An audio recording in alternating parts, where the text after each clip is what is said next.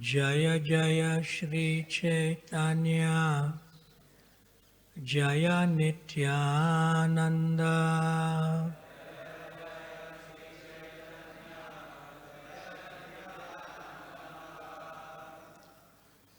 Jaya Advaita Chandra Jaya Gaura Bhakta Vrinda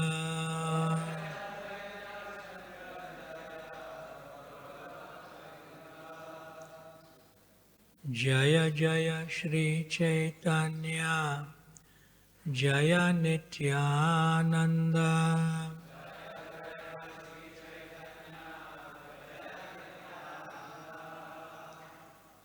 Jaya Advaita Chandra Jaya Gaura Bhakta Vrinda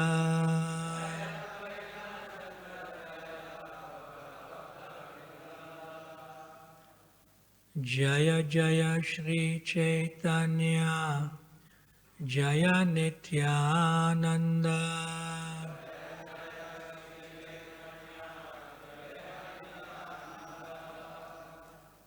Jaya Advaita Chandra Jaya Gaura Bhakta Vrinda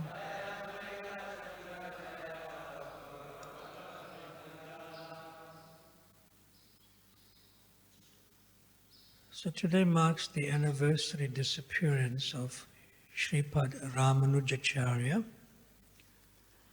So we shall read something about that from Srila Prabhupada in relation to Ramanujacharya from the Chaitanya Charitamrita. And thereafter we'll go to the particular verse from Chaitanya Charitamrita for today's class. Because I believe on Monday mornings you discuss from Sri Chaitanya Charitamrita, right? Yeah. But we also have to honor Sripad Ramanujacharya.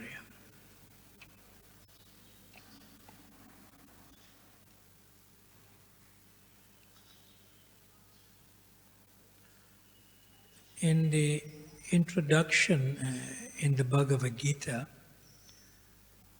Srila Prabhupada quotes Sripad Ramanujacharya as explaining the word Sanatana. Yeah. And Ramanujacharya gave a unique definition of the word Sanatana. He says that which has no beginning and no end. But we know it often as eternal. But he gave that definition. That which has no beginning and no end. So we could understand that our Srila Prabhupada was quite fond of quoting and referencing Sripad Ramanujacharya because he mentions him in the introduction to the Bhagavad-gita. And further, he mentions him in the introduction in the Chaitanya Charitamrita. And part of the introduction in the Chaitanya Charitamrita goes as follows. Thus, Krishna should not be thought of being alone, but should be considered as eternally existing with all his manifestations as described by Ramanujacharya. In the Vishishtadvaita philosophy, which is Ramanujacharya's philosophy, God's energies, expansions and incarnations are considered to be oneness in diversity. In other words, God is not separate from all of these. Everything together is God.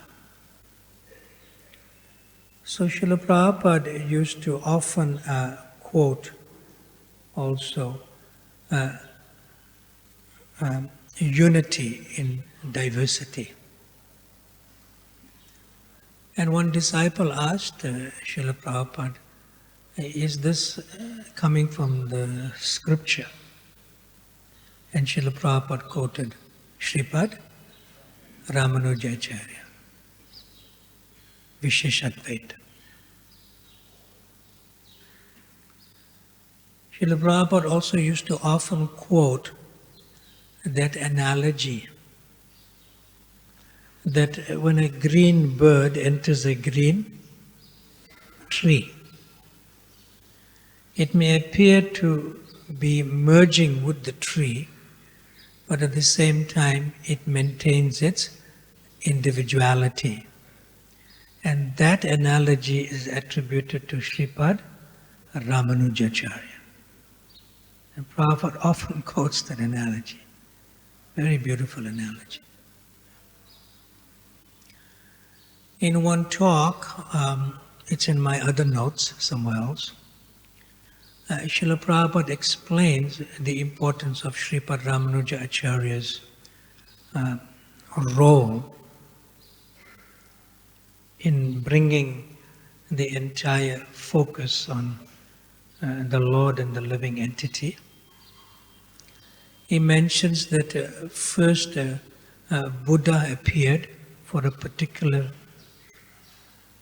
purpose and intention.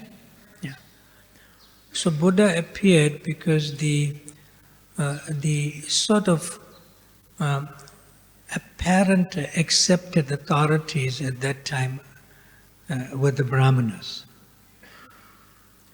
But the Brahmanas became contaminated and also condoned or allowed meat eating. See? And the people at that time, they accepted the authority of the Brahmanas, even if the Brahmanas have become spoiled and contaminated. See? So then Sri Krishna himself decided to rectify the situation, that I have to respect the Brahmanas and simultaneously save the people from the misdirection of the Brahmanas. Like that. See? So Buddha came for that purpose, was an incarnation of Krishna. And he said, don't follow the Vedas. But effectively saying, don't follow the interpretation of the Vedas of the contaminated Brahmanas. And he said, all your activities, he didn't tell them that they were doing sinful activities. He said, all your activities will end in no result. In other words, there's no gain in the next life for you. Like that. So he said, everything that you do will end in zero. Will end in nothing, in zero. So in other words, in that way Buddha removed the contamination and brought it back, like he removed -19, -18, -17 and -1 eventually and brought it to zero. So his purpose was fulfilled. Yeah.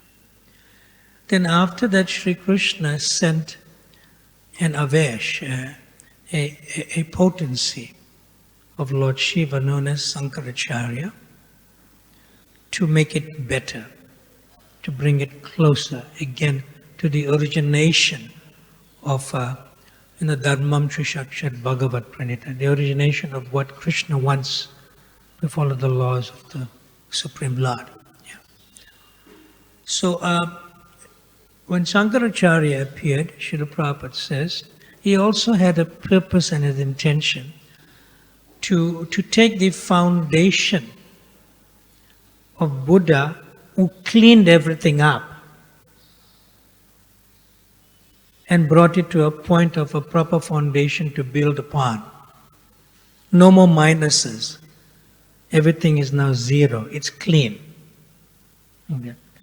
So when Sankaracharya appeared, he said, Buddha is correct. See? that one should not engage in these activities that entangled you, and then in the next life you become further entangled. See? So therefore, don't accept the Vedas. In fact, don't accept the misdirected teachings of the Brahmanas who are representing the Vedas. Yeah.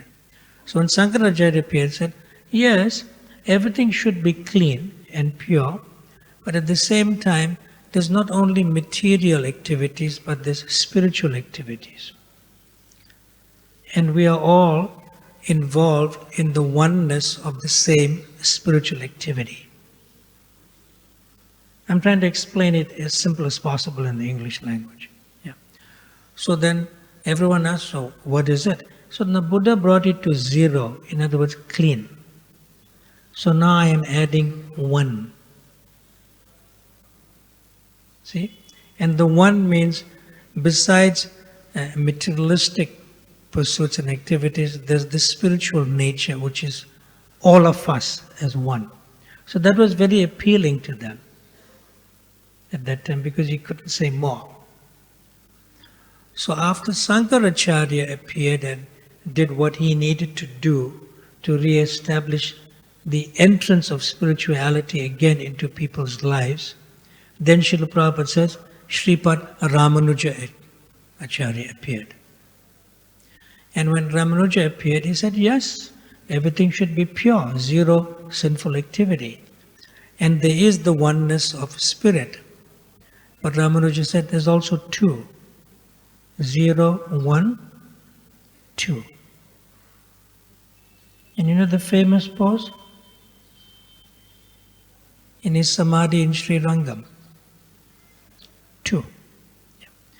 He says that the oneness is there in spirit, but there's also supreme spirit and subordinate spirit. 2. And everyone accepted it.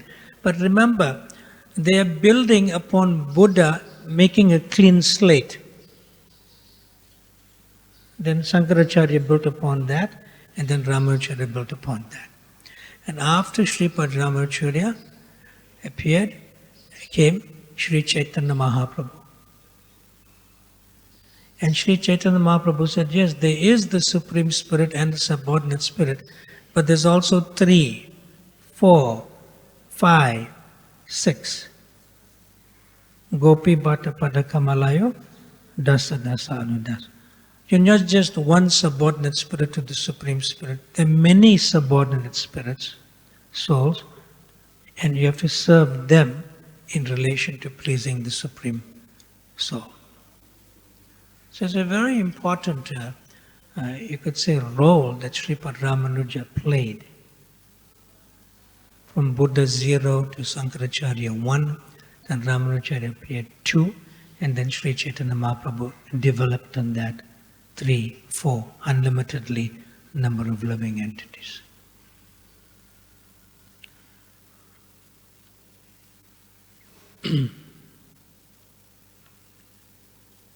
So we'll go to today's verse in the Sri Chaitanya Charitamrita.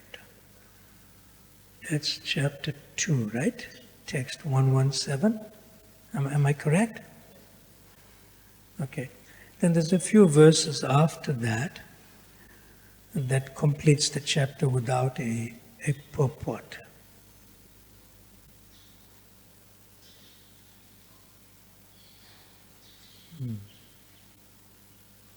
Is the verse on the board? Yeah.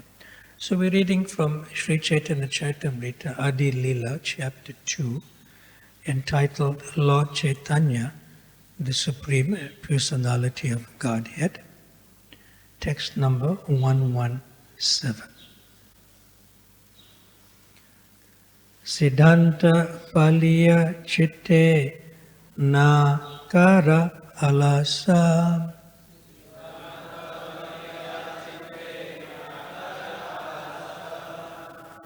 Iha Aite Krishne Lage Sudrida Manasa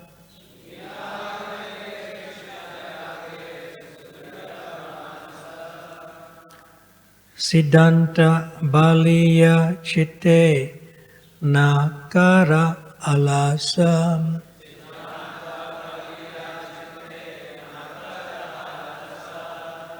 Iha a ite Krishne lage sudrida manasa.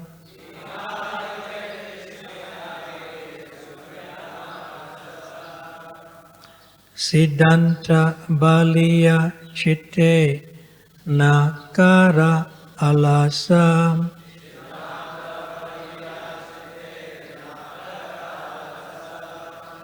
Iha a ite Krishne lage sudrida manasa.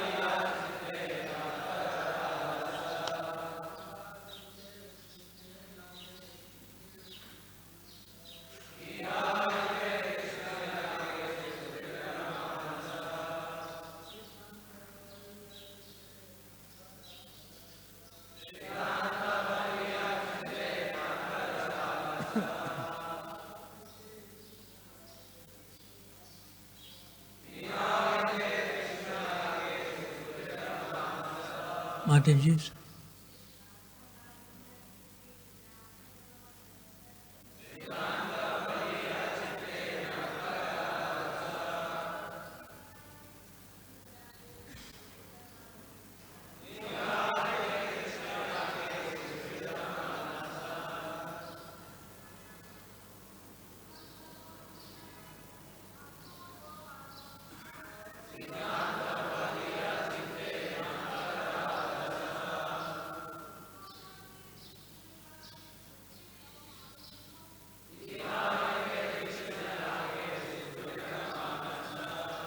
The word for word, Siddhanta, conclusion, Baliya, considering, Chitte, in the mind, Nakara, do not be, Alasa, lazy, Iha, this, Ahite, from Krishna, in Lord Krishna. Lage becomes fixed. Sudridha, very firm. Manasa, the mind. You can repeat the translation by Srila Prabhupada. Srila Prabhupada ki. A sincere student should not neglect the discussion of such conclusions, considering them controversial. For such discussions strengthen the mind. Thus one's mind becomes attached to Sri Krishna. Purport by Srila Prabhupada. There are many students who, in spite of reading the Bhagavad-gita, misunderstand Krishna because of imperfect knowledge and conclude him to be an ordinary historical personality. This one must not do. One should be particularly careful to understand the truth about Krishna. If because of laziness one does not come to know Krishna conclusively, one will be misguided about the cult of devotion, like those who declare themselves advanced devotees and imitate the transcendental symptoms sometimes observed in liberated souls. Although the use of thoughts and arguments is the most suitable process for inducing an uninitiated person to become a devotee, neophytes in devotional service must always alertly understand Krishna through the vision of the revealed scriptures, the bona fide devotees, and the spiritual master. Unless one hears about Sri Krishna from such authorities, one cannot make advancement in devotion to Sri Krishna. The revealed scriptures mention 9 means of attaining devotional service, of which the first and foremost is hearing from authority. The seed of devotion cannot sprout unless watered by the process of hearing and chanting. One should submissively receive the transcendental messages from spiritually advanced sources and chant the very same messages for one's own benefit as well as the benefit of one's audience. When Brahma described the situation of pure devotees freed from the culture of empiric philosophy and fruitive actions, he recommended the process of hearing from persons who are on the path of devotion. Following in the footsteps of such liberated souls who are able to vibrate real transcendental sound can lead one to the highest stage of devotion, and thus one can become a Mahabhagavata. From the teachings of Lord Chaitanya Mahaprabhu to Sanatana Goswami, in the Adi-Lila, chapter 22, text 25, we learn, Shastra yuktya sunipuna dridha shradhayanra uttama adhikari sehi taraye samsara. Quote, a person who is expert in understanding the conclusion of the revealed scriptures and who fully surrenders to the cause of the Lord is actually able to deliver others from the clutches of material existence. Unquote. Sri Rupa Goswami in his Upadeshamrita 3 advises that to make rapid advancement in the cult of devotional service, one should be very active and should persevere in executing the duties specified in the revealed scriptures and confirmed by the spiritual master. Accepting the path of liberated souls and association of pure devotees enriches such activities. Now in the next paragraph, which is almost 3/4 of the page, Srila Prabhupada uses these words most often in this particular paragraph in the purport. And he begins with the word imitation devotees. And then he switches the word imitation to the word false devotees. And it's mentioned quite a few times here. So let's read that now. Is it on the board? Okay.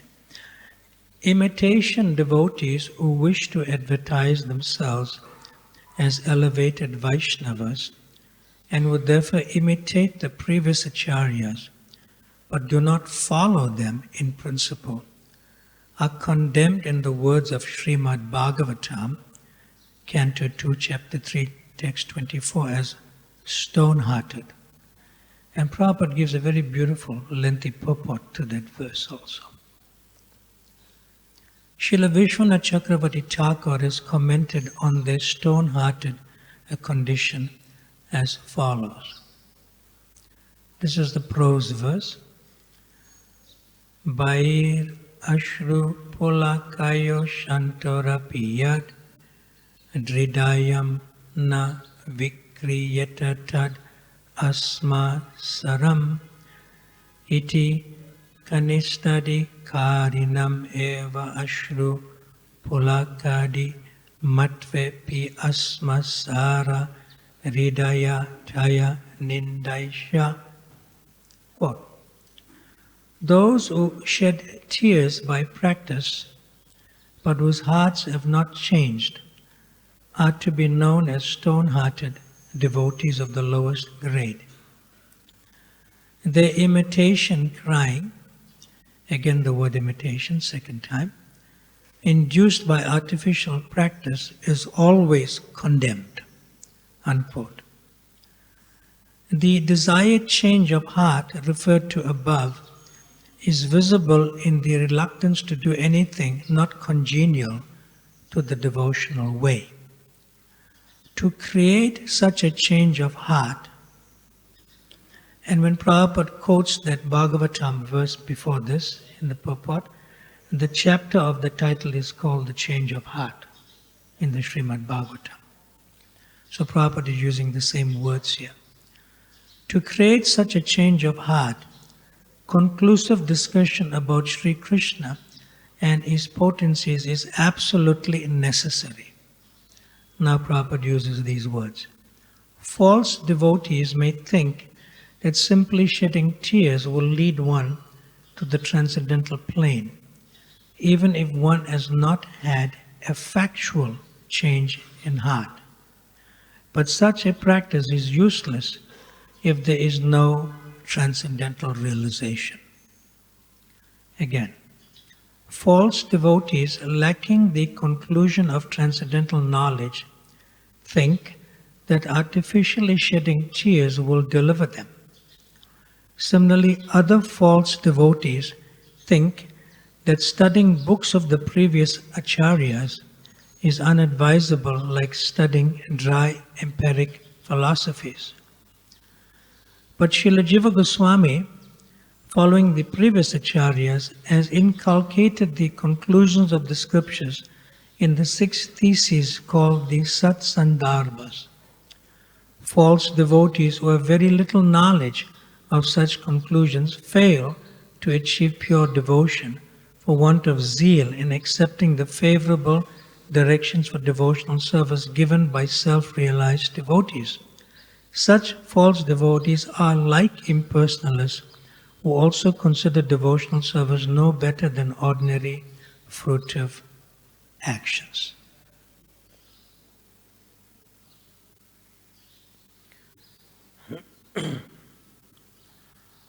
Om Agyana Atimirandasya Agyananjana Shalakaya Chakshurun Militam Yena Tasmai Shri Guruve Namaha Shri Chaitanya Manobhistam Stapitam Jena Bhutale Swayam Rupa Kadamayam Tadati Swapadantikam Vanchakalpa Tarubhyascha Kripa Sindhubhya Evacha Patitanam Pavanabhyo Vaishnavabhyo Namo Namaha Jaya Shri Krishna Chaitanya Prabhu Nityananda Shri Advaita Gadadhar Shrivasadi Gaura Bhakta Vrinda Hare Krishna Krishna Krishna Hare Hare Hare Rama Rama Rama Hare Hare. In these particular verses and the forthcoming verses that completes the chapter without the purport, Srila Krishnadas Kaviraj Goswami is establishing the absolute nature and the absolute position of Sri Chaitanya Mahaprabhu. So in the early days, in the late 60s, 1968, 1969, Srila Prabhupada introduced a system where he wanted to award or give second initiation to devotees. Now, just by the way, in another quotation that I have in my notes elsewhere, Srila Prabhupada says that second initiation doesn't necessarily make you a Brahmana. Yes, clearly. Yeah. Second initiation is also given to Kshatriyas and to Vaishyas. Yes. So when we say Brahmanical initiation, it is a little different from the word second initiation. Like you might find some devotees, they may be more like Kshatriya spirited. They're too much into administration and management. But at the same time, they may feel that they are Brahmanas. Now, if they feel they are Brahmanas, but they're more of a Kshatriya nature, then they will not respect the Brahmanas who are real Brahmanas, even in the society. See? So, in that stage, Srila Prabhupada felt, because Kalo Sudra Sambhava, everyone is born into the mode of ignorance. They're not born as Sudras. That Sudra Sambhava means born into the darkness of material existence, which is not even classified as Brahman, Kshatriya, Vaishya and Sudra. When you say Kalo Sudra Sambhava, it is below that. So when Srila Prabhupada was introducing the purificatory processes to give second initiation, like that, some of them may have the inclination of the Brahmanical nature, some of them may not, but he gave second initiation freely to those who will accept it just to begin the Krishna consciousness movement in that sense. So he formulated a test. So he called one devotee, and that devotee entered the room. So Srila Prabhupada asked that devotee, who is the Supreme Personality of Godhead? This is a test for second initiation. So the devotee replied, Krishna is the Supreme Personality of Godhead. He said, okay, you can leave. That's one question. So the devotee went outside, and before the next devotee could come in, he asked, what did Prabhupada ask? He said, no, Prabhupada asked me this question. Like that. So then he went in, because he was recommended for second initiation. Yeah. Then Prabhupada asked him, who is Lord Chaitanya? See, the question is the same, but it's differently worded. He asked the first devotee, who is the Supreme Personality of Godhead? And the devotee said, Krishna is the Supreme Personality of Godhead. But here he's asking, who is Lord Chaitanya?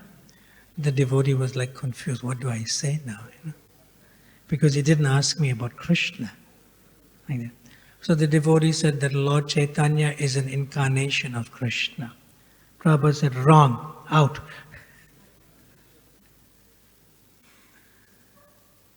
He failed the test to get second initiation. Like that. So after a few others came, and he asked other types of questions, simple questions, and they all passed, and he said, call that other devotee again, the second one. So he came back, and then Srila Prabhupada asked him the same question without correcting him. Like that. He said, who is Lord Chaitanya? And the devotee was like hesitant. He mustn't get it wrong. He said, Lord Chaitanya is Krishna himself. Srila Prabhupada said, passed. See? So Srila Prabhupada established that. And that's what these verses are establishing. That Lord Chaitanya is Sri Krishna himself. Yeah. So,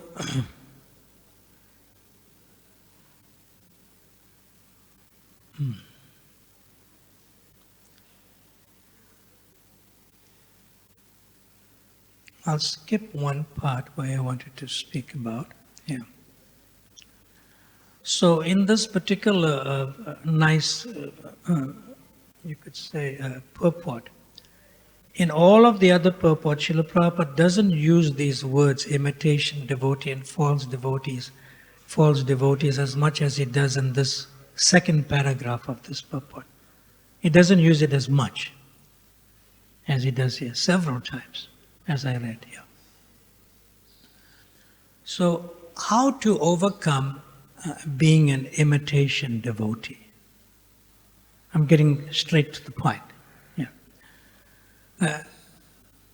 In order to overcome being an imitation devotee, one should not jump over Srila Prabhupada.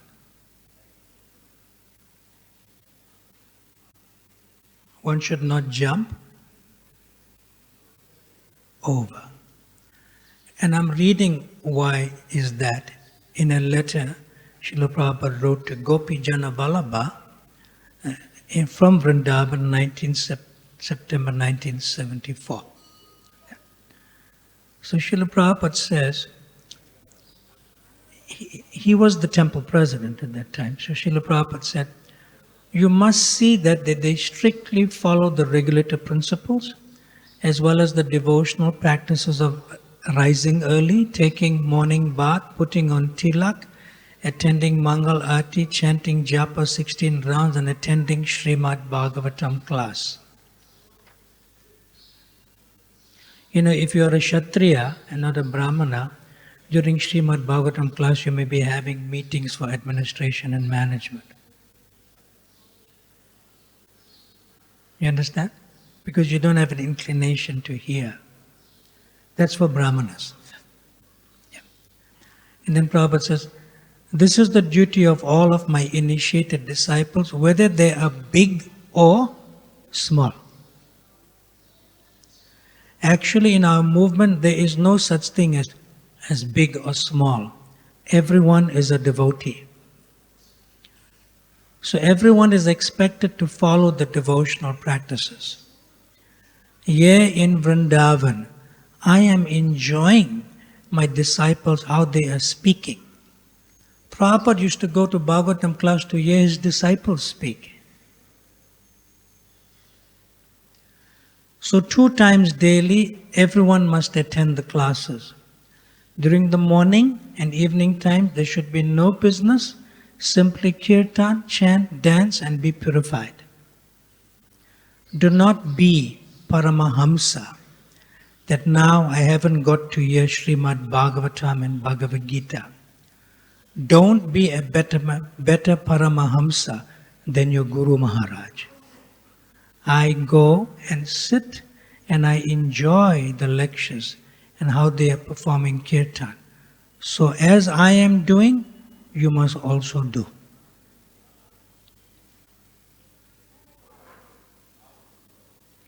Srila Prabhupada used to hear from his disciples. In various places you see that. Like he's saying, he was doing this in Vrindavan. See? In other words, don't become a better Paramahamsa than His Divine Grace A.C. Bhaktivedanta Swami Prabhupada. If you do that, then you are categorized as an imitation devotee or a false devotee. So how to overcome that tendency? And the tendency would be great because we have the Ishvara Bhava. We want to be the controller but not control. See? So how to overcome that? So my sort of realization is that when I sort of give classes or hear from others, I recommend that you first quote Srila Prabhupada, and then you can quote something from the previous acharyas which supports Srila Prabhupada. But if you just quote the previous acharyas without supporting what Srila Prabhupada, then it doesn't give meaning to this particular anecdote. One time, Srila Prabhupada's personal servant named Ananda Kumar Prabhu, in the evenings, he used to bring Srila Prabhupada's hot milk. So one particular evening when he brought in the hot milk, he looked up at Srila Prabhupada's beautiful, childlike, innocent face sitting behind the low table, and he placed the hot milk. And Prabhupada could see that he was affected by Prabhupada's innocence himself, childlike innocence. And then Prabhupada told him, Nandakumar Prabhu, he said, you know, when I read these books, it's hard to believe I wrote them. I learn something every time I read them. And then Prabhupada concluded, actually, I didn't write them. Krishna wrote them. In other words, although we may be quoting from the previous acharyas, if it's not in sync with what Prabhupada is giving us, then don't be more intelligent than Prabhupada. Don't be a better Paramahamsa than your Guru Maharaj. Then I thought, how is that Srila Prabhupada is saying, when I heard this anecdote that was quoted from Nanda Kumar Prabhu, how can Prabhupada says, actually I didn't write them, Krishna wrote them. Okay. And Prabhupada gives the evidence himself in a purport to Chaitanya Charitamrita Adi-Lila, text number, Adi-Lila, chapter 8, text number 39, purport. So I'm quoting that purport of Prabhupada. He's actually speaking about himself, although he's glorifying Krishna as Kaviraj Goswami. So Prabhupada beautifully says, the secret in a devotee's writing is that when he writes about the pastimes of the Lord helps him. He does not write himself. As stated in the Bhagavad-gita, chapter 10, text 10, Tadami buddhi yogam tam yenamam upayantite. Since a devotee writes in the service of the Lord from within gives him so much intelligence that he sits near the Lord and goes on writing books. This is Srila Prabhupada. And it's in accordance with the desire of Srila Bhaktisiddhanta Saraswati Thakur. It comes in Guru Parampara, plus Krishna is personally, Prabhupada said, Krishna is personally dictating and I am writing. So therefore, in order to give up this imitative nature of being an imitation devotee or a false devotee, it's more safe to actually quote Srila Prabhupada, and then you can quote the previous acharyas in accordance with what Srila Prabhupada said. Then you're safe. Then you won't be a better Paramahamsa than His Divine Grace A.C. Bhaktivedanta Swami Prabhupada. In other words, when you're giving class, or you're giving like a 9-day Srimad Bhagavatam class, or Bhagavat Sapta and so forth, don't go there with the consciousness to show people how learned you are.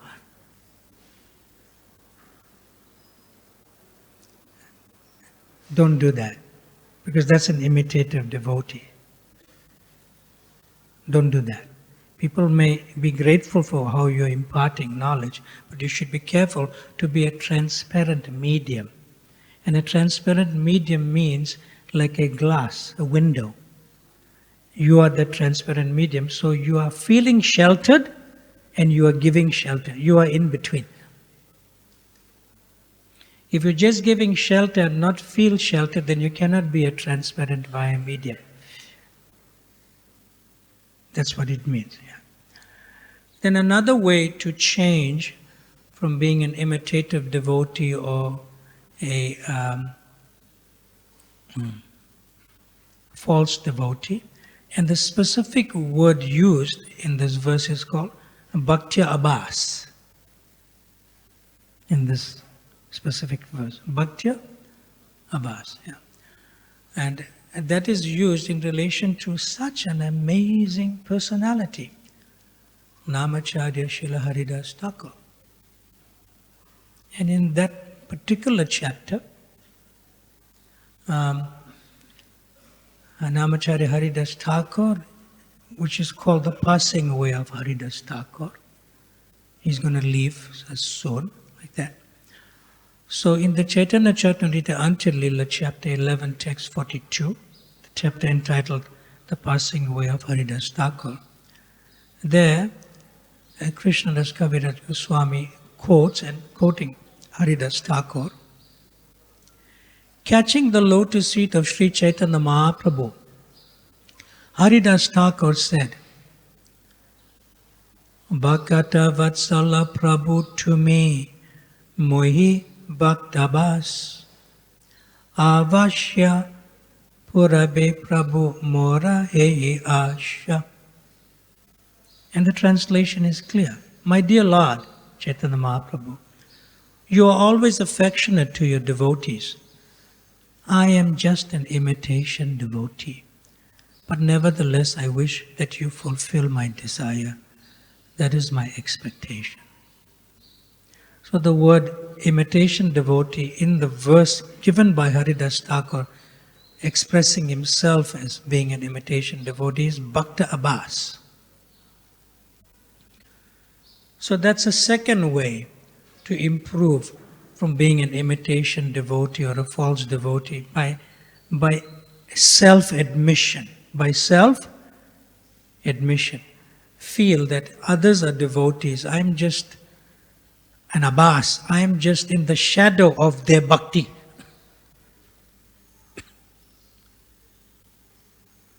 And you'll be safe.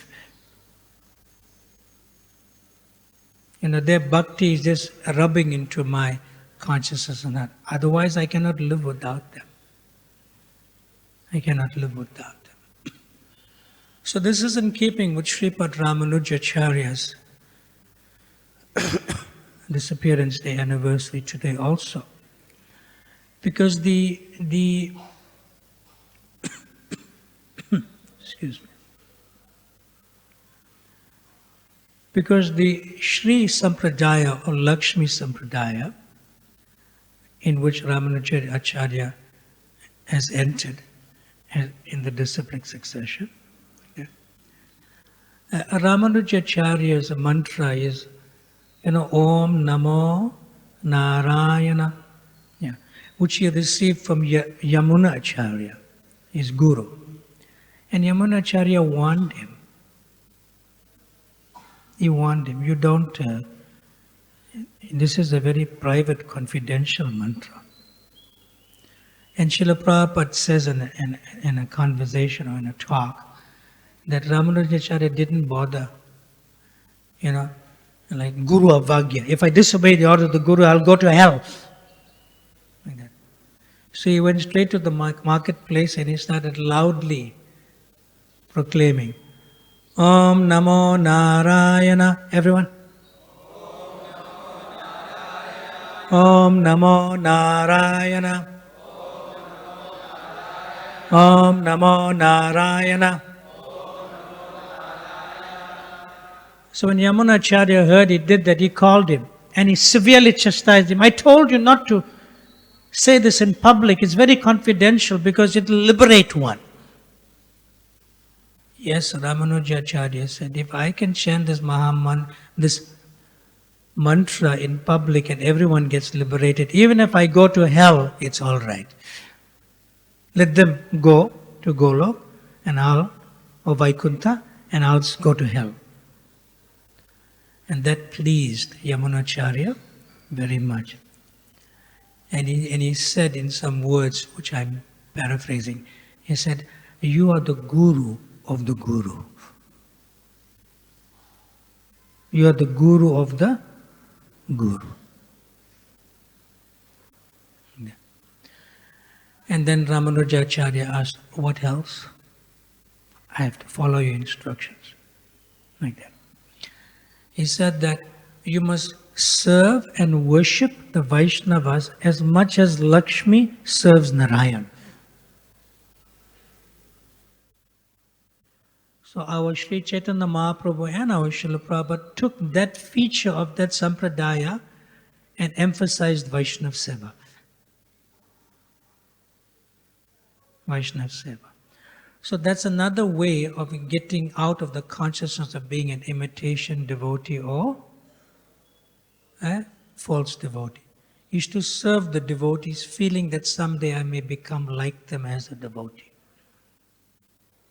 Which we can pray to Sripad Ramanujacharya for today.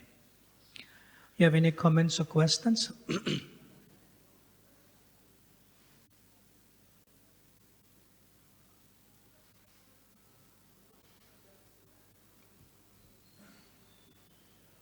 Yes.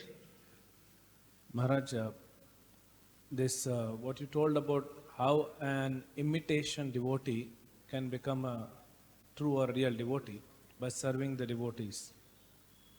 But how an imitation devotee will know that he is imitation devotee, because generally tendency is imitation devotee will think I am a true devotee. Yes, very important question. Srila Prabhupada uses the word imitation devotee, and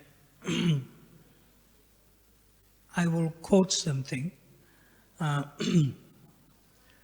There's a nice devotee. He's actually, I know him personally. His name is Subha Vilas Prabhu. He's from Toronto. Yeah. So, so he was with other devotees from, like you could say, we use the term Western body devotees, American or Canadian body devotees. So he was on a morning walk with Srila Prabhupada in Toronto in June 21st, 1974. Okay. So,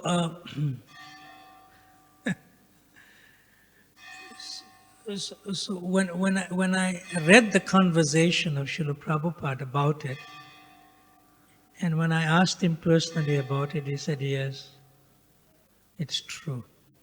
Yeah. Because sometimes we may have a tendency of having an Indian body and may feel that we are devotees and they are like Malechas or Yavanas. They may not be. They may be imitation, Like sometimes you get that in Bharat or Bhumi, the Indian-bodied people who say, how can he become devotee? Maybe he's an imitation devotee, yeah. So he had that thing in his consciousness, and he said, Srila Prabhupada, very often a devotee, even after chanting the Hare Krishna Maha Mantra for so many years, I see a lot of them, they fall down back into Maya. So what is the reason for that? Yeah. Then Srila Prabhupada said, if he falls down, then he is not devotee. He is pretending to be devotee. One who is a devotee never falls down.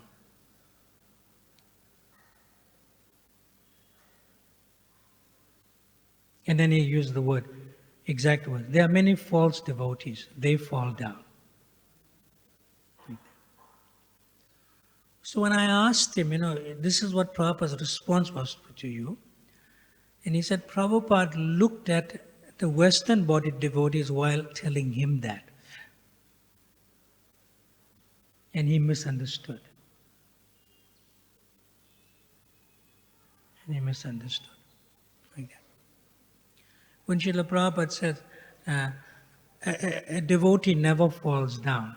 But we know better than that. Devotees do fall. Like that. Then Srila Prabhupada, in another place, and I have my notes for that also, he said that if you keep connection with me, even if you fall, you will not fall. So Prabhupada will not give up the connection. Therefore, he may say, one who is a devotee never falls down. So it's important to connect at least with one sadhu, one devotee who is in good standing spiritually. It's very important. Even if you fall, that person will come to you and take you from that situation. See? So that's the first response to your question. The second response would be, I gave earlier, you have to be a transparent medium. If you don't have a spiritual guide, that you feel sheltered by, then you will not know that you're an imitation devotee or a false devotee. You will not know. See? Because you feel everything stops by me, and I only give shelter, and I have so many followers. See? And you will not take advice also. And even if good advice is given, who are you? I joined before you. I'm a bigger devotee. Like that. So always be sheltered to give shelter. That's transparent by medium.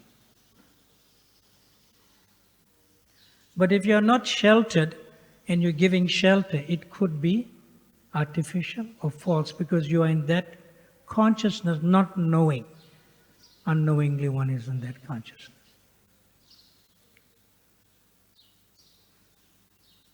So don't fall into that category. And that category of a devotee whose imitation or false, not knowing that one is imitation devotee or false devotee, that category of devotee is that he is with the devotees, but he is not with the devotees. He may appear to be in a position of responsibility of service. He may appear to be everything else. But when he's with the devotees, they have to follow what he says. So therefore he's not with the devotees because he doesn't have somebody that he can be accountable to feel sheltered. So that is called tatastha shakti. It's called a marginal situation. You are not material, you are not spiritual, so therefore you are with the devotees, but you're not with the devotees, and nobody lives on the doorway. You're either inside or outside. And that is the greatest suffering condition for a devotee. That thing eats you up inside. But you don't want to tell anybody because you don't have anyone to reveal your heart to and mind to. That means you don't feel sheltered.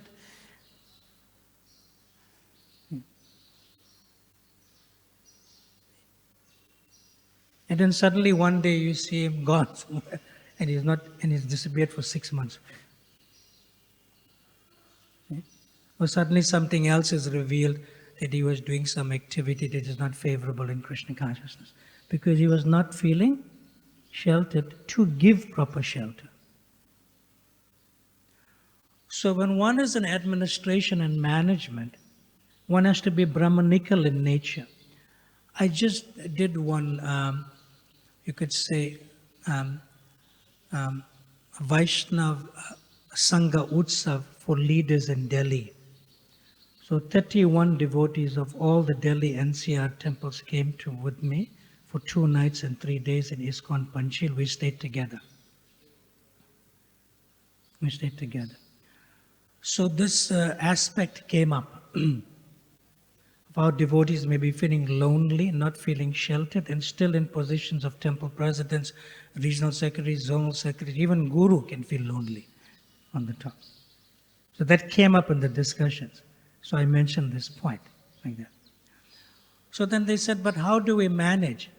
I said, my system of management in other places where I introduce and they're following, because of the congregational situation that is more, you could say, prominent in our movement rather than the ashram situation.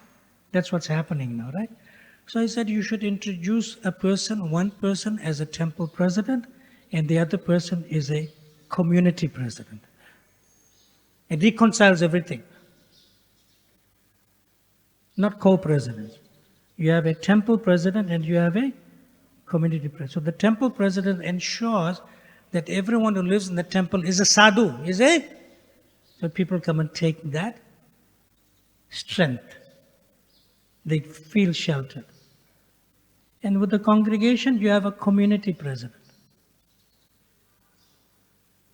And they may want to introduce that in Delhi. They already introduce it in other parts of the world wherever they ask me for advice. It's a nice thing. Whereas in Prabhupada's time, it's very clear in his letters which I quoted to them because I did my research. Prabhupada said, in the temple president should stay in the temple and he should be at least a brahmachari or a sannyasi in some places.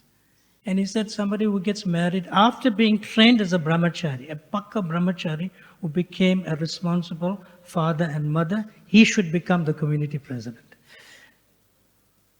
Because he's got temple trained, so he understands both worlds. See? So the Brahmanical nature is restricted to the brahmacharis and the sannyasis who are the sadhus living in the temple in a very simple way. So the general congregation can come and take that. So that's how they'll feel sheltered to give shelter. And within the temple, you should also have somebody that you shall feel sheltered from and give shelter. In the Krishna book, I was taking some massage by a devotee in Goa. I went to distribute books there before I came here. So another devotee was reading Krishna books. So in the massage, I heard 4 chapters of the Krishna book. And in some place in the Krishna book, Prabhupada says that if you're too absorbed in administration and management, you'll lose why you came to Krishna consciousness. See? Because those parties have to be given up to go back to Golok. It says there, I can get the reference for you. So it's very important, the principle is very important, that you have to feel sheltered always to give shelter. So you're the transparent via medium. You are locked from both sides. You feel sheltered from one side and you give shelter on the other side. You're the transparent via medium in the center. See? Because devotees may not know that they are imitative or false. Unless they're feeling sheltered, then that, hey, hold on. Why are you doing this? Why are you saying this? Please don't do that. That's not the way. Is that okay? And one more final thing with Srila Prabhupada. Srila Prabhupada, others said it of Srila Prabhupada, and Srila Prabhupada also quoted it. We know that Srila Bhaktisiddhanta Saraswati Thakur marked him. Why? Because he said of our Srila Prabhupada that he likes to hear. He likes to hear. And when Srila Prabhupada was quoting this Vrindavan conversation, do not be a better Paramahamsa than your Guru Maharaj, he himself says, I like to hear from my own disciples. So that's the trick, to feel sheltered also. Is that okay? I think we should, time is going on.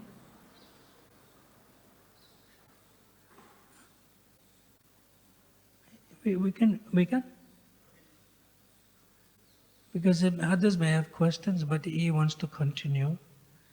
Our Chakravarti, nice question, deep question he asked. Should I ask somebody else? Or any other question? Let's take that devotee there.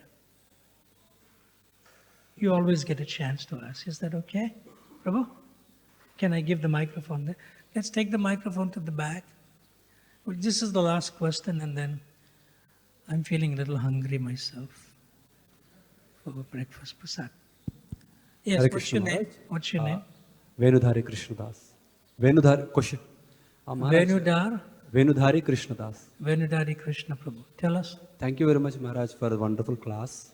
In the class, you were mentioning about two aspects.